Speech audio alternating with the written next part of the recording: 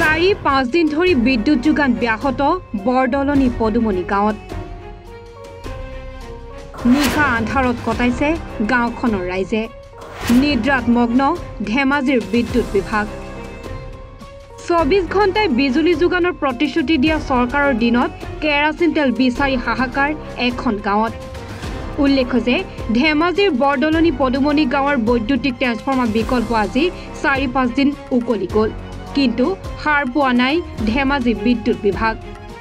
প্ৰতিটো নিশাই আন্ধাৰত কটাইছে গাঁওখনৰ ৰাইজে গধূলি পঢ়া শুনা কৰিব পৰা নাই ছাত্ৰ ছাত্ৰীসকলে নিশাৰ সাজ দিনতে ৰান্ধিবলগীয়া হৈছে ৰান্ধনিয়ে বহু আবেদন নিবেদন কৰিও পোৱা নাই বিদ্যুৎ বিভাগৰ সহাৰি আনহাতে বিভাগটোৱে গ্ৰাহকৰ ঘৰলৈ বিদ্যুৎৰ বিল নিবলৈ ছেকেণ্ডতে উপস্থিত হোৱা বিভাগৰ কৰ্মকাণ্ড দেখি হতভম্ব পদুমনি গাঁৱৰ ৰাইজ সম্প্ৰতি বিয়লি হলে এটুপাল কেৰাচিন বিচাৰি হাহাকাৰ লাগিছে পদুমনি গাঁৱত অতি শীঘ্ৰে বিদ্যুৎৰ যোগান ধৰিবলৈ আহ্বান ভুক্তভোগী গয়ান ৰাইজৰ শতাংশ নিয়মীয়া বিদ্যুৎৰ যোগান ধৰাৰ কথা বিভাগলৈ জাননী প্ৰেৰণ কৰিছে সেইমতে অতি পৰিতাপৰ বিষয় যে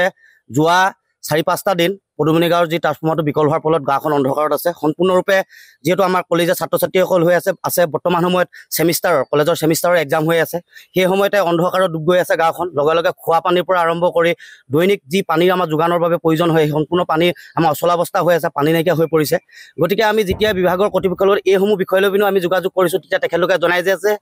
বিদ্যুৎ বিভাগত কোনো ধৰণৰ ট্ৰান্সফৰ্মাৰ ষ্টকত নাথাকে তেখেতলোকে ঠিকাদাৰ আজিকালি ঠিকাদাৰৰ পক্ষলৈ তেখেতৰ ঠিকাদাৰৰ জৰিয়তে ট্ৰান্সফৰ্মাৰসমূহ বোলে প্ৰেৰণ কৰে বা মেৰামতি কৰে আমি তেতিয়া ঠিকাদাৰৰ পক্ষৰ লগতো আমি কথা পাতিছিলোঁ মানসী ইঞ্জিনিয়াৰিং বুলি যিটো প্ৰতিষ্ঠানৰ লগত তেখেতলোকে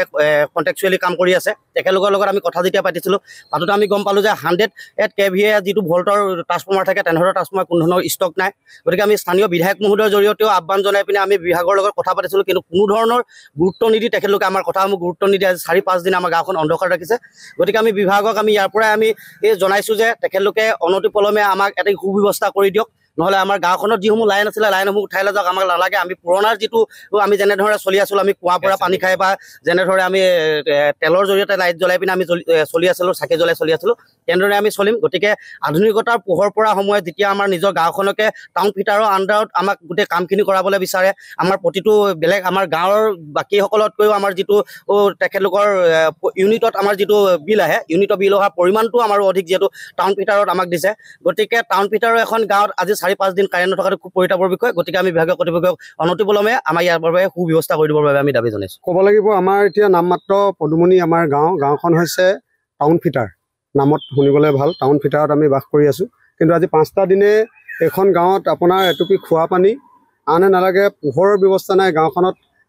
আগৰ দিনত চাকি বন্তি মানে লেম্প চাকি আছিলে আজি বৰ্তমান সময়ত সেইটো ব্যৱস্থাও নাইকিয়া হ'ল গতিকে সন্ধিয়া হোৱাৰ লগে লগে গোটেই গাঁওখন অন্ধকাৰত মগ্ন প্ৰথম কথা হ'ল আমাৰ যিটো ট্ৰান্সফৰ্মাৰ আছিলে ট্ৰান্সফৰ্মাৰটো আপোনাৰ বিকল হোৱাৰ লগে লগে আমি বিভাগীয় আমাৰ কৰ্তৃপক্ষৰ লগত যোগাযোগ কৰিলোঁ আৰু তেখেতলোকৰ জৰিয়তে গম পালোঁ যে মানে স্থানীয় যিগৰাকী বিধায়কৰ জৰিয়তে যদি আমি যোগাযোগ কৰোঁ খুব সোনকালে এটা ট্ৰান্সফৰ্মাৰ পোৱা হ'ব আৰু আমি গোটেই গাঁৱৰ ৰাইজে নিজা খৰচত গৈ বিধায়কগৰাকীৰ পৰা এটা লিখা আনিলোঁ আৰু তেখেতে খুব খৰতকীয়াকৈ আচলতে আমাক এটা ট্ৰান্সফৰ্মাৰ ব্যৱস্থা কৰি দিবৰ কাৰণে এখন মানে চহী কৰি পঠাই দিলে অফিচলৈ আৰু অফিচত আমি সেইমতে জমা দিলোঁগৈ দুখৰ বিষয়ে মাত্ৰ 7টা দিনৰ পিছতে পুনৰ সেই ট্ৰান্সফৰ্মাৰটো বিকল হৈ থাকিলে মানে এটা বিয়াগুম শব্দ দি ট্ৰান্সফৰ্মাৰটো ফুটি থাকিলে ইয়াৰ অন্তৰালত আমি কাৰণখিনি জানিবৰ বাবে লখিমপুৰ য'ত বিদ্যুৎ বিভাগৰ কাৰ্যালয় আছে আমাৰ যিহেতু মূল কাৰ্যালয় লখিমপুৰ বুলি গম পালোঁ লখিমপুৰলৈকে আমাৰ আজি 5টা দিনৰ পাছত যেতিয়া ট্ৰান্সফৰ্মাৰটো পুনৰ ফুটিলে সেই ট্ৰান্সফৰ্মাৰটো আমি নিজা খৰচত আকৌ লখিমপুৰ অফিচলৈকে লৈ গ'লোঁ তাৰ পৰা এটা মানে বদলি কৰি আনিবৰ কাৰণে গতিকে আমাৰ গাঁৱৰ ৰাইজে নিজে গৈ তাত গম পালোঁ যে এটা ট্ৰান্সফৰ্মাৰ তেখেতলোকে নতুনকৈ দিয়া ব্যৱস্থা কৰিব নোৱাৰে মানে নতুন ট্ৰান্সফৰ্মাৰ APDCLৰ পৰা দিয়া ব্যৱস্থা নাই বোলে গতিকে পুৰণাসমূহকে তেওঁলোকে ৰিপেয়াৰিং কৰি মেলি দিয়াৰ ব্যৱস্থা কৰে এতিয়া কথাটো হ'ল আমাৰ গাঁওখনত আপোনাৰ 100 kVA এটা ট্ৰান্সফৰ্মাৰ যদি দিয়ে বৰ্তমান যিটো চলি আছিলে 100 kVA এই 100 kVA ট্ৰান্সফৰ্মাৰটোৰ বিষয়ে আমি ভালকৈ বুজি পেলানি ইয়াৰ পৰা এটা কথা গম পালোঁ যে 100 kVA ট্ৰান্সফৰ্মাৰটোৱে কিমান ঘৰ মানুহক কানেকশ্যন দিব পাৰে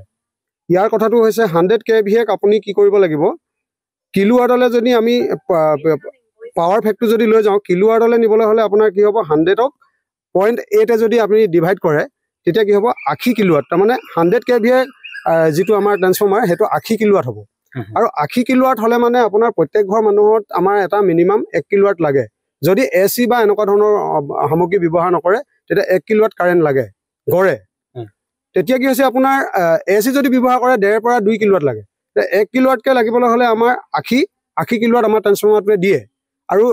আমি যিমান দূৰ জানো যে এটা ট্ৰান্সফৰ্মাৰত আপোনাৰ 100% লোড দিব নোৱাৰে 80%হে আপুনি লোড দিব পাৰিব এটা 80% আপোনাৰ যেতিয়া 80 কিলোৱাট যেতিয়া আমাৰ ইয়াত উৎপন্ন হয় বা 80 কিলোৱাট তেওঁলোকে ব্যৱহাৰ কৰিব পাৰে বা দিব সাপ্লাই কৰিব পাৰে সেই 80 কিলোৱাটটোক আপুনি 80% কৰিব দিবলৈ হ'লে 64 কিলোৱাটহে আপুনি ইয়াৰ পৰা ট্ৰান্সফাৰ কৰিব পাৰিব বাকিখিনি মানে কাৰেণ্ট সম্পূৰ্ণৰূপে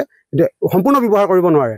গতিকে 64 কিলোৱাট যদি আপুনি 80% যদি ট্ৰান্সফৰ্মাৰৰ পৰা ট্ৰান্সফাৰ কৰিবলৈ হয় 64 কিলোৱাট দিবলৈ হ'লে এখন গাঁৱত আপুনি 1 কিলোৱাটকে হ'লেও 64 ঘৰ মানুহক মানে গৃহস্থ ঘৰলৈকে কাৰেণ্টটো সাপ্লাই কৰিব পাৰিব